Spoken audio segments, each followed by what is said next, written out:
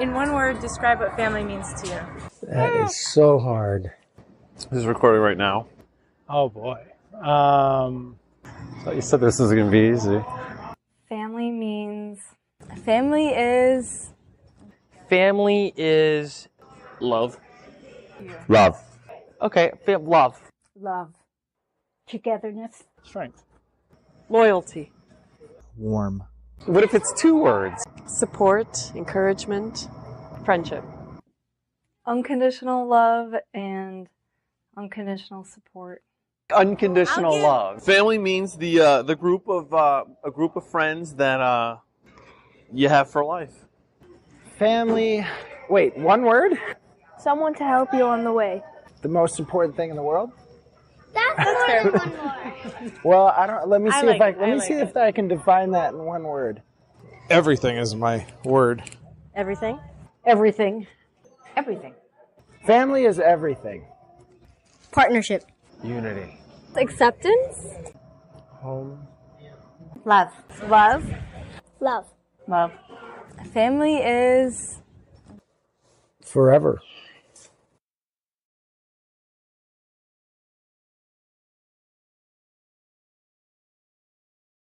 One year, I think you were there, it was a Christmas where we sat and watched the videos, old videos, and there's one video of them walking around the plaza right outside the house, and they must have been teenagers, and they're dressed all in white. They're at least Millie and Fran are. They're dressed all in white, and it was some big ceremony in the town, and this video was so old, but it seems like it's one of the first videos ever made, and they're just walking around the plaza in this beautiful celebration, and there we are, we're looking at this video, and then you're seeing this plaza right in front of us, and you could just see the whole thing come to life. Oh, happy memories. Oh, I grew up there. I just was 8 years old, I think, when we moved there. My brothers and sister, we all grew up together, and we had fun in the house. We did. We destroyed things. We were pretty typical kids.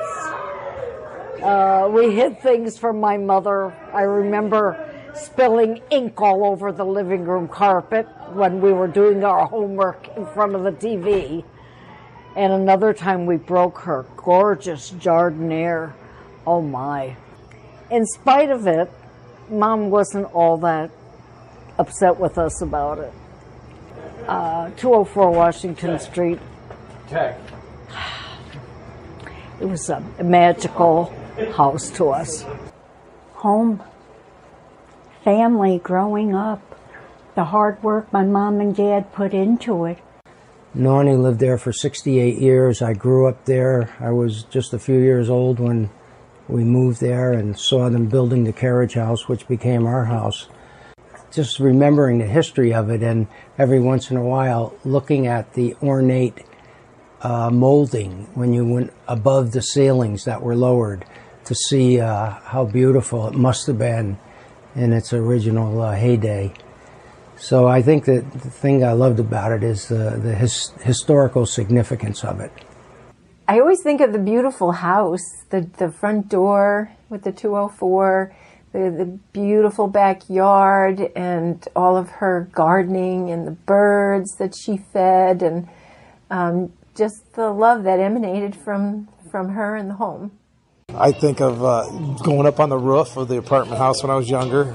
That was kind of taboo, but we did that, and playing in the apartment house a lot when we were kids, before everything. The porch, I never forget the porch. No house has a porch like that. And Christmases, coming back to New York for Christmases, we used to always do that. So I think of 204 Washington Street, I think of the family gathering. So we would pack up the Suburban, and we would drive 16 hours cross country, and we would get there in the middle of the night at like 2 a.m., and Nonie would have a giant meal waiting for us. No one was hungry. I mean, everyone was like half asleep. And she would just, we'd get there at 2 a.m. and she would just be a bundle of energy and flurry of activity and feeding us antipasta and, stuffing us, but making us feel happy and loved. Aunt Fran and Nonie, and Victorian, old Italian love and welcoming and food. The mailbox is inside. As you walk in the big door, it's the huge door, it's like 25 feet high, and you go up to the buttons and you just start ringing all the Valenti buttons to try to figure out where everybody is. You know, call down to Grandpa's, Aunt Fran's, Nonie's, Valenti, and you're like, all right, where the hell is everyone? So that's what I remember. To me, it feels like the family homestead. It's like that is, if I had a place to call home, I would say that's it. I think of the Valenti sign when you enter her garden. I love that sign. Breakfasts out by the garden. Think of everyone getting together.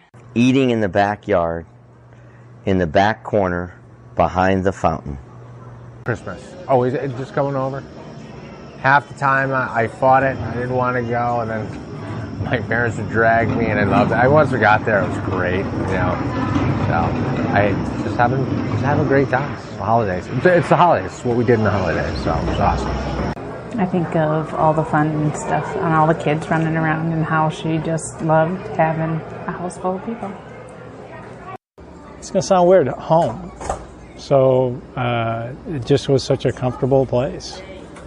And for not only knowing it for a decade of my life, it just still is such a big part of my life. So, and great memories. I think of Nonie sweeping the sidewalk, sweeping the patio, you know, just out there taking care of her yard and garden. I just think of another era. Kids with sticks and hoops running down the street like it's, you know, like World War II just finished or something like that, you know, just old school brick and stone and a good old era. I think it's just a house that is from a different time, and I was fortunate enough to have just grabbed a glimpse of that before I went away. The Valentis. I mean, that is the Valentis, 204 Washington. That's where everything. That was a mecca of the Valentis.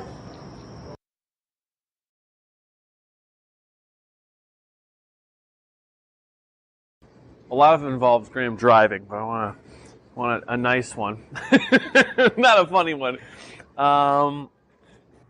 Life's for the living, and make sure you live every day. Nonie, every time I would come over, she'd squeeze my cheeks. Well, she would always give us big hugs. Her back rubs. When she used to come to Fort Dodge. Because we got one-on-one time with her. It was just really nice to have her come out and be with all of us. The love she had for everyone. She made everybody feel special, and she knew just what to say. And she just always complimented you, and you were the center of the universe whenever you were with her. I pray every day to have some of her good qualities, and the most prominent ones that come to mind are her love for everybody, unquestionable love, and her forgiveness as often as she's been offended. But beyond that, her perseverance through, pain and agony, and in spite of that, the cheerfulness which she treated and worked with everyone. When I was a little girl, probably about 8 years old, there was a real cute little dress in a children's shop window that I really, really liked. And on Dollar Day, where everything was on sale, my mom went there so early so she could get me this dress that we really couldn't afford. But she got the dress for me at a nice price. You know, I would have to say one of my favorite memories would be when we were in the grocery store and her hearing aid was coming out and it was making that high noise, and she kept asking what that high noise was. And everybody at the register was like, it's your hearing aid. And they didn't want to tell her. And she was like, and then she was saying, what is it? And we were like, your hearing aid. It was a pretty hilarious scene. Singing the CD Evita in her ear when she came to visit in Florida. And I'm a terrible singer, but she wanted me to sing it. And you have a lovely voice. She couldn't hear it. And I loved the tape, and she loved it too, so I sang in her ear. Probably one of the things that meant the most to me was she would give me $100 for back to school shopping, and she would sit there and let me try on things for as long as I wanted. And I spent, making sure I spent every single penny of that $100. And no matter how long it took, she just, sat there and told me what looked good and what didn't look good. And it was really special. Before dinner, she's like, I need to put on my makeup. Like, I have to put it on before dinner. And so she got all her makeup on, she had some jewelry on, and then she goes to dinner. We were sitting at the dinner table at her house, and this was a couple years ago. And we were sitting around. Pictures in the last 2 days. And she wasn't remembering my mom very well, but then she was like, "You're Ralphie's daughter. You're Ralphie's." And then she wouldn't eat anything. We kept trying to get her to eat, and she would just start. She said, "I'm all good. Everything." She just kept singing. She's like, "It's all good. Everything is all good." Like, she would not stop. We're so young that, we didn't know her as a good cook. Especially because we were so picky, Yeah. So I remember, this is also, a memory of my grandfather, too, but, we were visiting, and she, made us breakfast, and we were eating in her garden. Super cute, super beautiful, and, of course, the eggs are over easy, so we don't like them because we're kids, and my grandfather is, tossing them over the fence, and just so that they're gone and they're not eaten, but just that she would make a fruit salad, and then one strawberry would be left uneaten. She would wrap it back up and put it in that fridge that can't close because it's just full of food that's uneaten and reused, and just how loving and how giving she was, and how she was just constantly saving, and and that just is not just food, it's letters that we found. A letter of my mom that my mom wrote from college under a cushion in the couch from 30 years ago. It just saves everything, so it's kind of cool. The food and everything else. One of the first times I was over there, and you said this was going to happen, but we were all at the dinner table, and I had 2 helpings of whatever we had. I had the first, and then I had the second, and she was like, "You've got to have more. Aren't you hungry? I cooked up all this food." And I'm like, no, I had some. I had 2. She's like, "More. You got to have more. You're skin and bones." As I'm sitting there with my belt buckles just about to break off. "Got to have more." Very, hospitable, always wanting people eating at the table, always wanting us all together. I used to have lunch with her when I was doing my internship, my senior year of high school.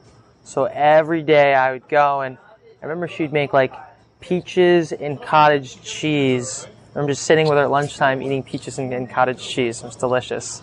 I lived with Graham when I was in college for my last year of college, my last semester, and sitting with Graham and Grandpa talking about religion and all that stuff, and just kind of talking about life in general and greater stuff, and getting all Graham's thoughts on it and Grandpa's thoughts on it and my thoughts on it, and it was really cool to see how, coming from the old generation, and Grandpa, who had his own way of doing stuff, and mine, which was more academic and whatever. So yeah, that semester. But I remember some dinners in general, and one of them was whether everything you do is actually a selfish act. And Grandpa agreed with me, and Graham refused to agree with me that even when you do stuff for others, it's actually selfish because you're doing it for yourself. And I remember Grandpa agreeing with me, but Graham couldn't get her to agree. One of my favorite memories of Nonie was sitting and watching TV with her one day. And we were watching Little House on the Prairie, the 5,000 episode marathon, apparently. And she was cold, but it was warm. It was a summer day. And she, over and over, kept looking at me and go, Jim, do you need a blanket? Do you need a blanket? You look like you might be cold. So it was Nonie's nurturing nature just coming through, that she just always thought of you, and whether it was a piece of bologna from the back of the freezer or an RC Cola that had been sitting on the floor for 15 years and separated, she always wanted to take care of you. And it was just her sweet nature. So. I mean, I love how she used to give me back rubs and how she used to sing to us, and she used to take our arm and do this mousy, you ate all the bread and the cheese. Mommy said that. And you didn't leave any for me. Yeah. And Nonie always used to make people feel special. She always made everyone feel like they were so important to her. So she had a way of just making you feel special, you know. She would say things like, "You're my number one banana," or she would, she had a way of really making you feel important.